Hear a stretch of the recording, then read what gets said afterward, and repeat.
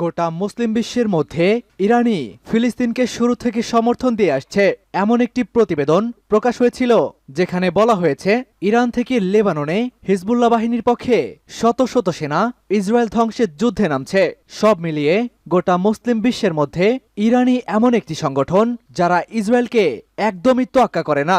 এবার ইসরায়েলকে সরাসরি সন্ত্রাসী রাষ্ট্র ঘোষণা করল ইরানের প্রেসিডেন্ট। জানিয়ে দিব হাতে থাকা কিছু গুরুত্বপূর্ণ আন্তর্জাতিক সংবাদ। এবার ইসরায়েলকে সরাসরি সন্ত্রাসী রাষ্ট্র ঘোষণার আহ্বান ইরানের প্রেসিডেন্টের। জানিয়ে দিব ইসরায়েলের সাথে এবার কূটনৈতিক সম্পর্ক স্থগিত করবে দক্ষিণ আফ্রিকা। থাকছে এবার কপাল পুড়ল নেতানিয়াহুর। যুদ্ধে এ পর্যন্ত শুধুমাত্র একটি মিত্রই যারা ইসরায়েলকে অকুণ্ঠ সমর্থন দিয়ে আসছিল, তারা এবার ইসরায়েলের পাশ থেকে সরে দাঁড়াচ্ছে। বলছিলাম মার্কিন প্রেসিডেন্ট জো বাইডেনের কথা। এবার চতুর্মুখী চাপে এবং ক্ষমতা বাঁচানোর দায়ে নেতানিয়াহুকে একা ফেলে সরে পড়ছে জো বাইডেন। একটি প্রতিবেদনে প্রকাশ করা হয়েছে এবার যুক্তরাষ্ট্র থেকে অকুণ্ঠ সমর্থন হারাচ্ছে নেতানিয়াহু। থাকবে এ ব্যাপারে একটি গুরুত্বপূর্ণ প্রতিবেদন, ভিডিওটি সম্পূর্ণ দেখতে থাকুন। এদিকে ইসরায়েলকে অস্ত্র রফতানি বন্ধে সকল দেশের প্রতি আহ্বান সৌদি ক্রাউন প্রিন্সের। সৌদি আরব থেকে ইসরায়েলকে বয়কটের ঘোষণা আসতে চলেছে, তারই অনেকটা ইঙ্গিত পাওয়া গেল সৌদি ক্রাউন প্রিন্স মোহাম্মদ বিন সালমানের মন্তব্যে। আরও জানিয়ে দিব ইসরায়েলের চুক্তি অনুমোদনের পর যা বলছে ফিলিস্তিন, এবং সর্বশেষ জানিয়ে দিব গাজায় ইসরায়েলের যুদ্ধের এবার সরাসরি নিন্দা জানালো পুতিন এবং শি জিনপিং নিয়ন্ত্রিত ব্রিক্স জোট। যুদ্ধের মোড় এবার পুরোপুরি ঘুরে দাঁড়িয়েছে, যেখানে আমেরিকা পর্যন্ত এখন ইসরায়েলের পাশ থেকে সরে দাঁড়াতে বাধ্য হচ্ছে। এছাড়াও পশ্চিমাদের পাশে যেই বিরোধী এবং বড় সংগঠন যেটা ব্রিক্স নামে পরিচিত, এবার তারাও ইসরায়েলের নিন্দা জানিয়েছেন। চাপে পড়ে গেছে নেতানিয়াহু। আত্মসমর্পণ না করলে ভবিষ্যতে ইসরায়েলের অস্তিত্ব টিকিয়ে রাখা কঠিন হয়ে পড়বে। দর্শক, গোটা সংবাদ সম্পর্কে আপনার কি মতামত সেটি কমেন্ট বক্সে জানিয়ে দিন। আমাদের ভিডিওটিতে একটি লাইক দিন এবং চ্যানেলটি সাবস্ক্রাইব করে পরবর্তী আপডেট সংবাদ সবার আগে পেতে আমাদের সাথেই জুড়ে থাকুন। ব্রিক্সের প্রতি ইসরায়েলকে সন্ত্রাসী রাষ্ট্র ঘোষণার আহ্বান। ইসরায়েলকে সন্ত্রাসী রাষ্ট্র এবং দেশটির সেনাবাহিনীকে সন্ত্রাসী সংগঠন হিসেবে চিহ্নিত করতে ব্রিক্স দেশগুলোর প্রতি আহ্বান জানিয়েছেন ইরানের প্রেসিডেন্ট ইব্রাহিম রাইসি। ফিলিস্তিনের বিরুদ্ধে দেশটির চলমান যুদ্ধাপরাধ নিয়ে সরব বেশিরভাগ ব্রিক্স সদস্য। রাশিয়া, চীন ও দক্ষিণ আফ্রিকা বারবার গাজায় হামলা বন্ধের আহ্বান জানিয়েছে। এমন পরিস্থিতিতে জোটটিকে ইসরায়েলের বিরুদ্ধে আরও শক্ত অবস্থান নেয়ার পরামর্শ দিয়েছেন ইরানি প্রেসিডেন্ট। আরটি জানিয়েছে মঙ্গলবার গাজায় মধ্যপ্রাচ্য পরিস্থিতি নিয়ে জোটটির ভার্চুয়াল এক সম্মেলনে এই অনুরোধ জানান রাইসি। জানুয়ারিতে আনুষ্ঠানিকভাবে ব্রিক্সের সদস্য হতে যাচ্ছেন ইরান, তাই এখনই জোটের বিভিন্ন জরুরি শীর্ষক বৈঠকে ডাকা হচ্ছে দেশটিকে। এতে যোগ দিয়ে রাইসি ইসরায়েলের বিরুদ্ধে ব্যবস্থা নিতে ব্রিক্স সদস্যদের প্রতি আহ্বান জানান। তিনি গাজা ইসরায়েলের চলমান অবরোধ ভাঙতে এবং গাজাবাসীর জন্য মানবিক সহায়তা নিশ্চিতের কথা বলেন। এরপরই তেল আবিবের সঙ্গে সম্পর্ক ছিন্ন করার দাবি তোলেন তিনি। রাইসি বলেন, ব্রিক্স সদস্যদের উচিত ফিলিস্তিনি রাষ্ট্রের আত্মরক্ষার অধিকারকে স্বীকৃতি দেওয়া। ইসরায়েলের এই অবরোধ সরকারের সন্ত্রাসী শাসনকে চিহ্নিত করতে হবে এবং এর সেনাবাহিনীকে একটি সন্ত্রাসী সংগঠন হিসেবে তালিকাভুক্ত করতে হবে। ইসরায়েলের সাথে কূটনৈতিক সম্পর্ক স্থগিত করবে আফ্রিকা।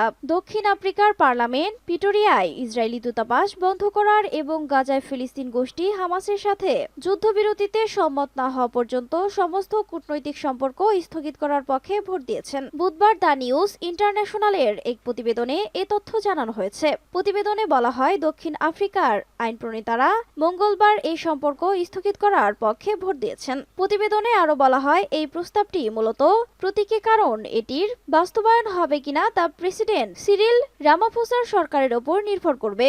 এদিকে গাজা উপত্যকায় হামাসের বিরুদ্ধে বিধ্বংসী সামরিক অভিযানের জন্য ইসরায়েলের সমালোচনা করেছেন রামাফোসা এবং পররাষ্ট্র মন্ত্রণালয়ের ঊর্ধ্বতন কর্মকর্তারা। তারা যুদ্ধাপরাধের জন্য আন্তর্জাতিক অপরাধ আদালতকে তদন্ত করার আহ্বান জানিয়েছেন। সোমবার কূটনৈতিক সম্পর্ক স্থগিত করার পক্ষে ভোট দেওয়ার আগে প্রিটোরিয়ায় ইসরায়েলি রাষ্ট্রদূতকে তেল আবিবে ফেরত পাঠানো হয়েছিল।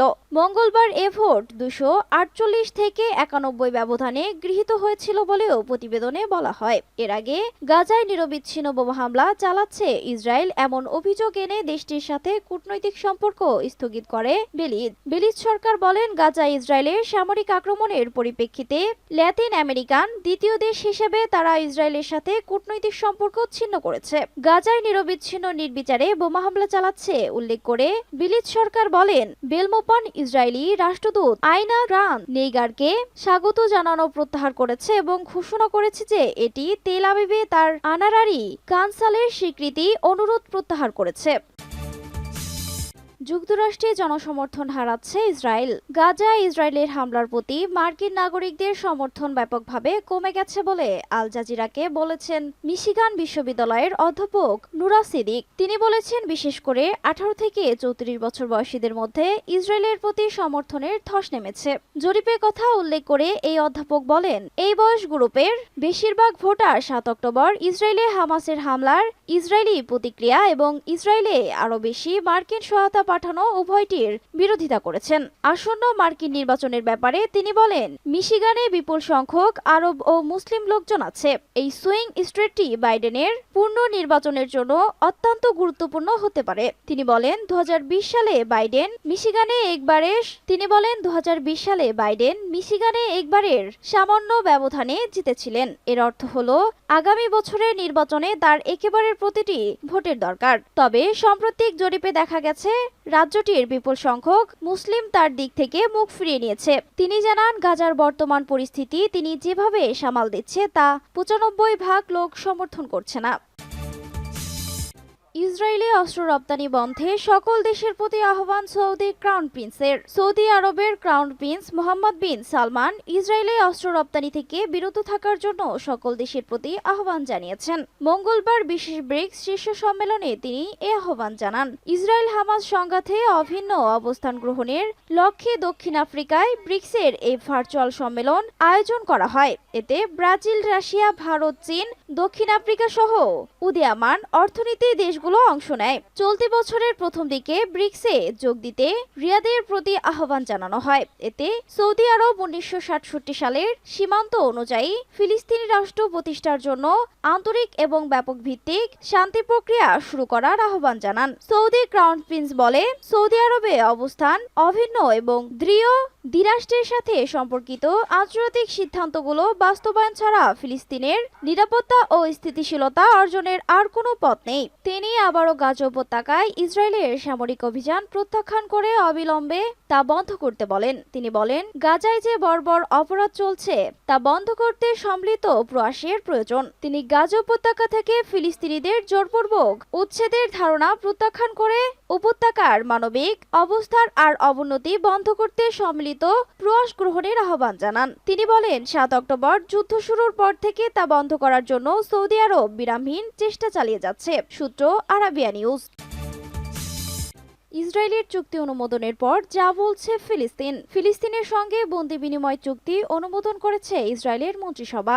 এরপর বিষয়টি নিয়ে বিবৃতি দিয়েছে ফিলিস্তিনের স্বাধীনতাকামীদের সংগঠন হামাস। তারাও জিম্মিদের বিনিময়ে ইসরায়েলের কারাগারে বন্দীদের মুক্তির কথা জানিয়েছে। বুধবার বিবিসির এক বিবৃতিতে এ তথ্য জানানো হয়েছে। এক বিবৃতিতে ফিলিস্তিনের তথ্যকেন্দ্র জানিয়েছেন, চুক্তির আওতায় হামাস 50 জিম্মিকে মুক্তি দেবে। অন্যদিকে এর বিনিময়ে ইসরায়েলের কারাগার থেকে 150 ফিলিস্তিন মুক্তি পাবেন। এ পর্বে মুক্তিপ্রাপ্তরা হবেন নারী ও শিশুরা। হামাস জানিয়েছে, চুক্তিতে আরো বেশ কয়েকটি শর্ত রয়েছে, যার মধ্যে অন্যতম হলো গাজায় প্রতিদিন শত শত মানবিক সহায়তার ট্রাক ও চিকিৎসা সরঞ্জাম ও জ্বালানি প্রবেশের অনুমতি দেওয়া হবে। বিবৃতিতে বলা হয়েছে, ইসরায়েলে এ যুদ্ধবিরতির সময়ে গাজায় কোথাও আক্রমণ বা কাউকে আটক করতে পারবে না। এছাড়া 4 দিনের এ যুদ্ধবিরতিতে গাজার দক্ষিণ অঞ্চলে প্রতিদিন 6 ঘন্টা করে বিমান চলাচল সম্পূর্ণ বন্ধ রাখতে হবে। এই সময়টা হবে স্থানীয় সময় সকাল 10টা থেকে দুপুর 3টা পর্যন্ত।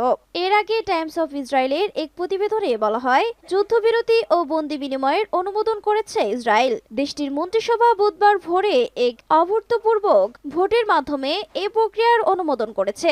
এ চুক্তির আওতায় 50 জিম্মিকে মুক্তির বিষয়টি ইসরায়েলের মন্ত্রিসভায় অনুমোদন করা হয়েছে। তবে চুক্তির বিস্তারিত তথ্য জানানো হয়নি। হাবরিউ মিডিয়ার এক প্রতিবেদনে বলা হয়েছে, চুক্তির আগে বিরোধিতা করলেও দেশটির অতি ডানপন্থী ইহুদিবাদী দলের পক্ষে ভোট দিয়েছে। অন্যদিকে জাতীয় নিরাপত্তা বিষয়ক মন্ত্রী ইতামার বেন গভিরের দল উজ্জামা ইয়াহুদিতো এ চুক্তির বিপক্ষে ভোট দিয়েছেন। বুধবার সকালে এ ব্রিফিংয়ে ইসরায়েলের সরকার জানিয়েছে এ চুক্তির আওতায় 50 জন ইসরায়েলি জিম্মি মুক্তির আশা করা হচ্ছে, যেখানে বেশিরভাগই হবে শিশু ও নারী। এর আওতায় প্রতিদিন 12 থেকে 13 জনের একটি করে দল মুক্তি পাবে।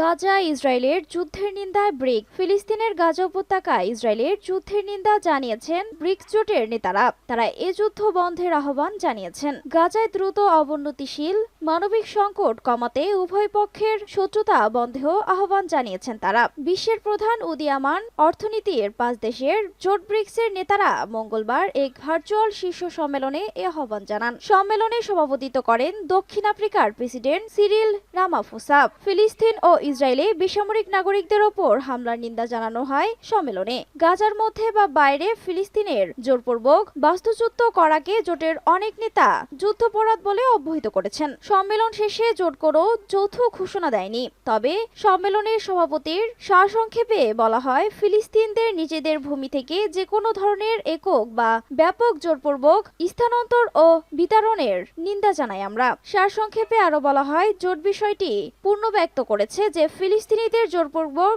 স্থানান্তর ও বিতরণ তা গাজার অভ্যন্তরে হোক বা প্রতিবেশী দেশগুলোতে হোক, সেটা জেনেভা কনভেনশনের গুরুতর লঙ্ঘন, যুদ্ধাপরাধ ও আন্তর্জাতিক মানবিক আইনের লঙ্ঘন।